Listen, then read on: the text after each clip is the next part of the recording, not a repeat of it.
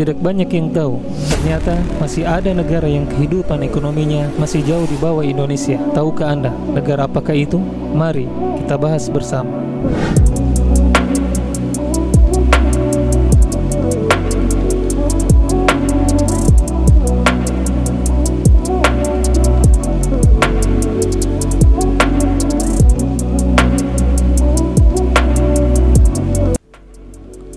Negara ini adalah salah satu negara di benua Afrika, yaitu negara Sudan Selatan.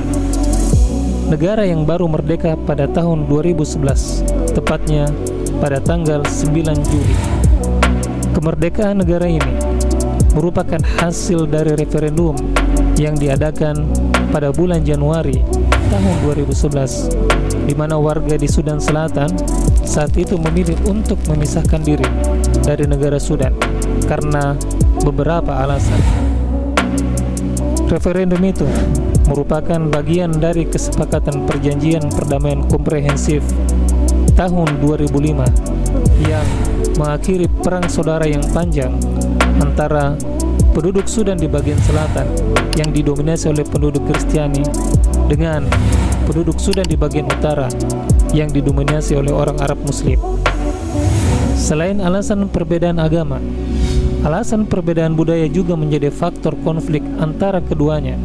Ditambah lagi, penduduk di Sudan Selatan sering merasa diabaikan dan tidak mendapatkan pemerataan pembangunan oleh pemerintahan pusat mereka di Khartoum, sehingga memicu protes untuk bisa merdeka dan membentuk negara sendiri. Setelah berhasil mencapai keinginan merdeka lewat proses referendum tersebut, ternyata masalah masih terus berlanjut, seperti konflik internal, krisis ekonomi, masalah pengelolaan sumber daya alam, masalah korupsi, serta infrastruktur yang buruk dan kesulitan dalam mengakses pendidikan dan layanan kesehatan.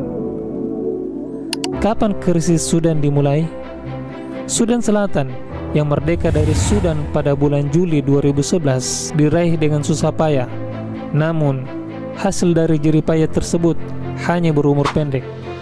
Gerakan pembebasan rakyat Sudan bersama partai politik yang berkuasa yang memimpin jalan menuju kemerdekaan kini terpecah belah dan saling berebut kekuasaan, sehingga tepatnya pada bulan Desember tahun 2013 pertikaian politik internal meletus menjadi kekerasan di jalan-jalan ibu kota Juba setelah Presiden Sudan Selatan menuduh wakil presidennya melakukan upaya kudeta. Pertempuran antara kedua faksi pasukan pemerintah yang loyal satu sama lain segera menyebar ke Bor dan kemudian ke Bentiu. Kekerasan menyebar di negara muda ini, bak api yang berkobar, menggusur sekitar 413.000 warga sipil hanya dalam bulan pertama konflik. Puluhan ribu warga sipil tersebut bergegas mencari perlindungan di pangkalan-pangkalan PBB yang kemudian diubah menjadi kem-kem pengungsian sementara. Pertempuran terus berlanjut, menjadi perang saudara yang semakin brutal dan mempengaruhi seluruh negeri Sudan Selatan saat itu. Sejumlah perjanjian damai telah ditandatangani selama perang. Yang terbaru pada bulan September tahun 2018. Tetapi perjanjian-perjanjian tersebut telah berulang kali dilanggar. Meskipun insiden konflik yang dilaporkan sedikit menurun sejak kesepakatan baru tersebut, situasi di Sudan Selatan masih sangat tidak stabil dan kekerasan terus berlanjut. Sejumlah kecil orang bahkan telah mulai kembali ke rumah mereka mengingat perjanjian damai yang masih rapuh. Tetapi pengungsian baru terus berlanjut dan jumlah pengungsian secara keseluruhan tetap tinggi. Mereka yang terdampak berjuang untuk bertahan hidup setelah bertahun-tahun konflik berkepanjangan yang telah menghancurkan mata pencaharian, memaksa orang-orang meninggalkan rumah mereka, mengganggu penanaman, dan menghilangkan sumber daya penting untuk bertahan hidup seperti tabungan dan ternak. Selain itu, curah hujan yang tidak memadai pada tahun 2018 telah memperburuk dampak konflik dan memangkas produksi pangan dengan hanya sekitar kurang lebih 52% kebutuhan sereal nasional yang terpenuhi melalui panen terakhir. Lebih dari separuh keluarga yang dapat memanen hanya mengumpulkan cukup makanan untuk memenuhi kebutuhan mereka selama 1 hingga 4 bulan dibandingkan dengan panen sebelum krisis yang dapat mencukupi kebutuhan selama 7 bulan. Selain serangan dan kekurangan pangan, perekonomian negara tersebut sedang mengalami krisis. Nilai pound Sudan Selatan merosot dan harga barang dan jasa melonjak tinggi. Tingkat inflasi pernah mencapai hingga 835%, tertinggi di dunia saat itu. Pada awal tahun 2017, bencana kelaparan mulai diumumkan di beberapa wilayah Sudan Selatan, menyebabkan kurang lebih 100.000 orang di ambang kelaparan. Meskipun bencana kelaparan tidak lagi diumumkan sejak Februari tahun 2018, diperkirakan sekitar 7,2 juta orang membutuhkan bantuan kemanusiaan. Upaya kemanusiaan telah membantu mencegah kelaparan yang meluas, tetapi situasi di Sudan Selatan kembali memprihatinkan dan jumlah orang yang menghadapi kelaparan masih mencapai rekor tertinggi. Setelah bencana kelaparan melanda sebagian wilayah Sudan Selatan pada tahun 2017, orang-orang masih berisiko meninggal karena kelaparan.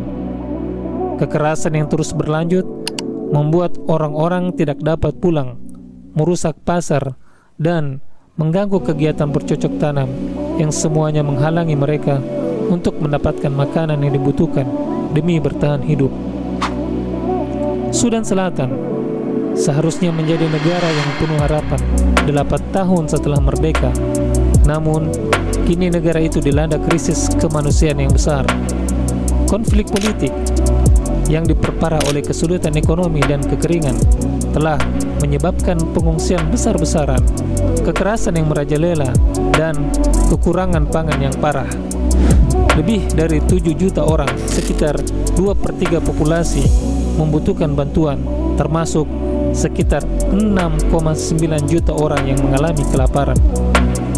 Ketahanan pangan diperkirakan akan semakin memburuk dengan 7,7 juta orang diperkirakan menghadapi tingkat krisis kelaparan pada awal musim paceklik, mulai dari bulan Juli hingga Agustus, periode waktu antara panen ketika persediaan makanan menipis.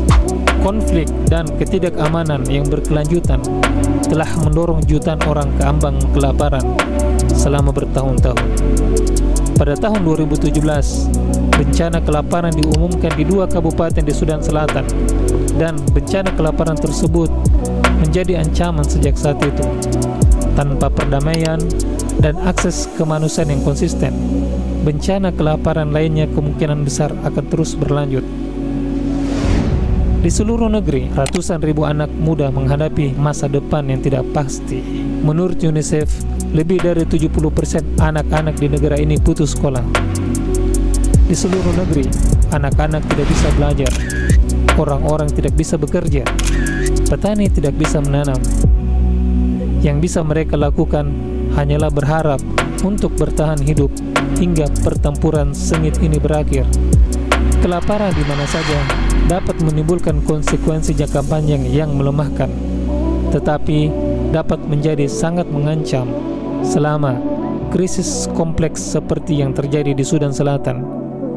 Ketika orang-orang kelaparan, mereka kesulitan untuk tetap sehat dan menjadi lebih rentan terhadap penyakit berbahaya yang merupakan kelemahan yang tidak mampu ditanggung oleh orang-orang yang berlindung di kamp-kamp darurat dan komunitas. Tubuh mereka juga tidak sekuat atau seproduktif yang seharusnya, sehingga menyulitkan mereka untuk bekerja, mencari makanan, dan menjaga keluarga mereka tetap aman di saat mereka sangat membutuhkan kekuatan untuk melakukannya. Dengan demikian, kita bisa simpulkan separah apa kondisi ekonomi rakyat di Sudan Selatan, sehingga memberikan kita pelajaran untuk tetap bersyukur dan menyadari apa efek dari sebuah konflik yang berkepanjangan. Terima kasih telah menyimak. Jangan lupa untuk berpikir kritis, mencari sumber terpercaya, dan terus belajar, karena dunia ini selalu penuh misteri. Berikan komentarmu.